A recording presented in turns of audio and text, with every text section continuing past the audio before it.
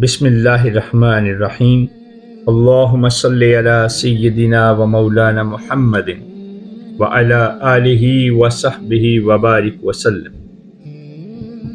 میرے معبود، کیا تجھے ایسا سمجھوں کہ تجھ پر ایمان رکھنے کے باوجود مجھے عذاب دے گا، یا تجھ سے محبت کرنے پر بھی تو مجھے دور کرے گا، یا تیری رحمت و چشم پوشی کی امید رکھوں تو بھی مجھے محروم کرے گا، یا تیرے عفو کی پناہ لوں تو بھی مجھے ہٹا دے گا۔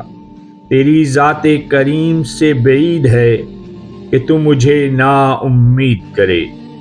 کاش میں جان سکتا کہ میری ماں نے مجھے بدبختی کے لیے جنا یا دکھ کے لیے پالا۔ کاش وہ مجھے نہ جنتی اور مجھے نہ پالتی۔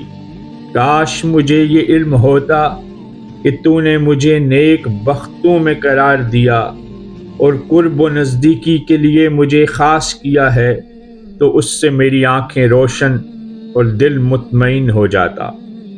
اے میرے معبود، کیا تو ان چہروں کو سیاہ کرے گا جو تیری بڑائی کو سجدہ کرتے ہیں، یا ان زبانوں کو گنگ کرے گا جو تیری اونچی شان اور جلالت کی تعریف میں بولتی ہیں، یا ان دلوں پر مہر لگائے گا جو اپنے اندر تیری محبت لیے ہوئے ہیں، یا ان کانوں کو بہرا کرے گا جو تیرا ذکر سننے کی عزت حاصل کرتے ہیں، یا ان ہاتھوں کو باندھے گا جن کو تیری رحمت کی امید نے تیرے حضور پھیلایا ہے، یا ان بدنوں کو عذاب دے گا جنہوں نے تیری اطاعت کی حتیٰ کہ اس کی کوشش میں لاغر ہو گئے، یا ان پاؤں کو عذاب دے گا جو عبادت کے لیے دوڑتے ہیں۔ میرے معبود، جو تیری توحید کے پرستار ہیں، ان پر رحمت کے دروازے بند نہ کرنا، اور جو تیرا شوق دیدار رکھتے ہیں ان کو اپنی تجلیوں پر نظر کرنے سے محروم نہ رکھنا۔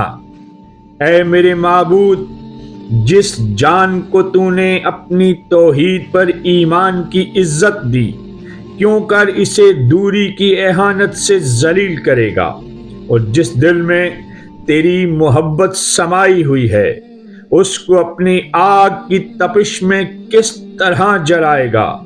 میرے معبود، مجھے دردناک غضب اور سخت ناراضی سے بچانا۔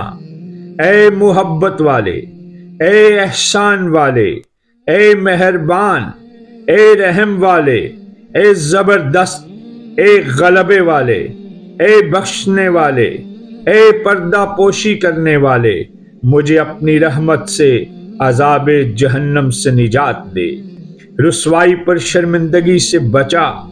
جب نیک لوگ برے لوگوں سے الگ ہوں گے، جب حالات دیگر گوں ہوں گے اور خوف و خطر گھیر لیں گے، اچھے لوگ قریب کیے جائیں گے اور برے لوگ دور کیے جائیں گے، اور ہر نفس نے جو کیا وہ پائے گا اور ان پر ظلم نہیں ہوگا۔ اللہم صلی علی سیدنا و مولانا محمد وعلی آلہ وصحبہ وبارک وسلم۔